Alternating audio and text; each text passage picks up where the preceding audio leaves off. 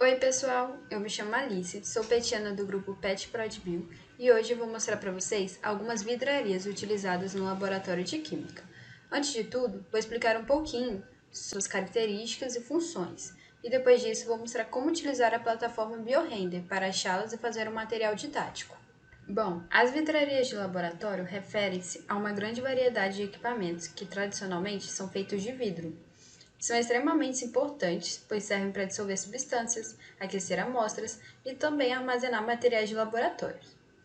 No geral, são muito utilizados em análises, experimentos científicos, principalmente nas áreas de química e biologia. São denominados assim porque são feitos de um vidro cristal ou temperado, e a fim de adquirir uma maior resistência ao calor, ao choque térmico e a alguns produtos químicos, costuma-se agregar um tipo de vidro especial, que é o borosilicato, que possui uma resistência maior do que a de um vidro comum. Dentre as vidrarias, eu selecionei as mais utilizadas e agora vou explicar um pouquinho sobre cada uma. Bom, o Becker ele pode ser utilizado em líquidos e misturas com ou sem ocorrência de reação, para dissolver sólidos e aquecer substâncias. Assim como as demais vidrarias, existem beckers que eles podem comportar diversos volumes. No entanto, o becker ele não é uma vidraria de laboratório que possui uma graduação com exatidão. Ou seja, se você quer medir um determinado volume de um líquido ou uma solução, o becker ele não é o mais indicado para você fazer isso. O Erlenmeyer, assim como o Becker, ele também pode ser usado para poder preparar soluções, aquecer líquidos e também é muito utilizado no armazenamento de soluções. Ele contém como característica, né, uma boca estreita e que facilita no manuseio, muito utilizado também em titulações.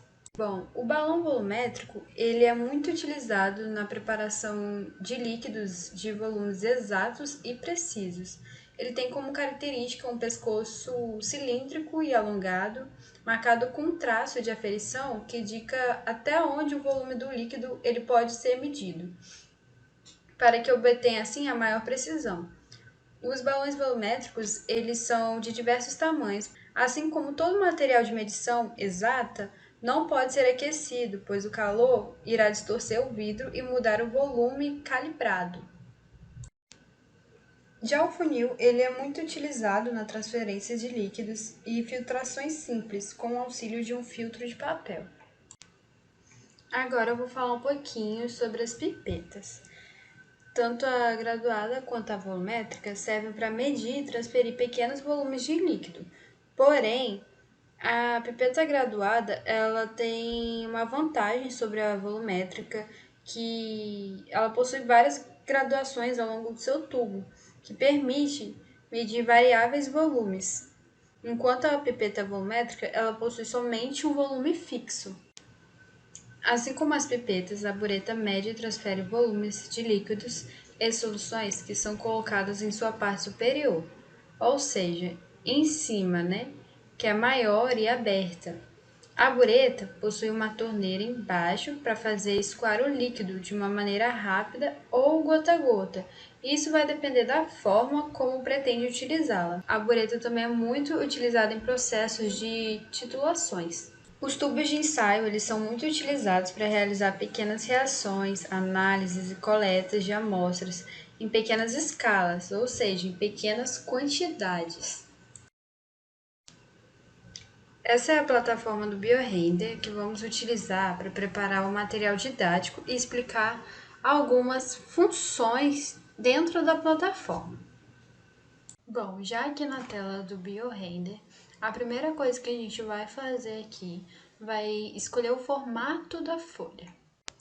Na parte superior do BioRender tem as opções de linhas, de formas, de textos, de tamanho de folha e de colorir. O que a gente vai usar vai ser o de tamanho de folha.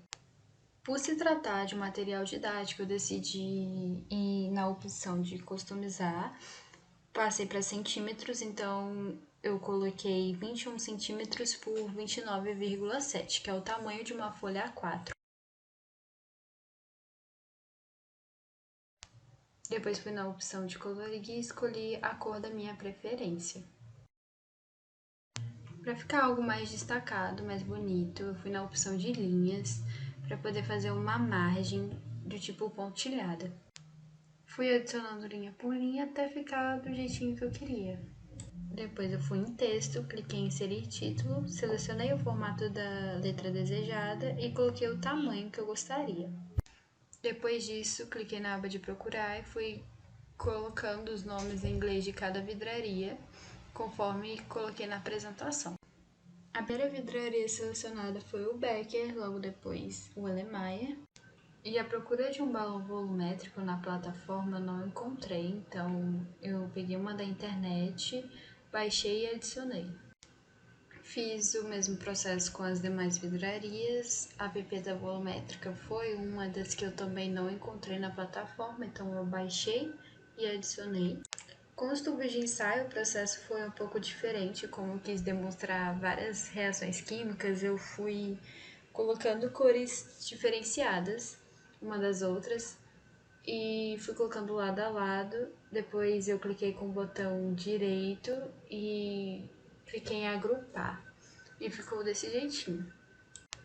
É importante salientar que para poder selecionar eu apertei Ctrl do teclado e depois cliquei em cima de tubo por tubo para poder selecionar todas.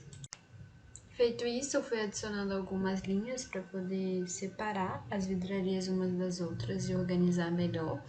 Depois eu fui adicionando os nomes de cada uma e colocando um pequeno texto com a descrição e função de cada uma. O título de cada vidraria eu coloquei a fonte Times e o tamanho 14. Já o texto eu coloquei a mesma fonte e coloquei o tamanho 12.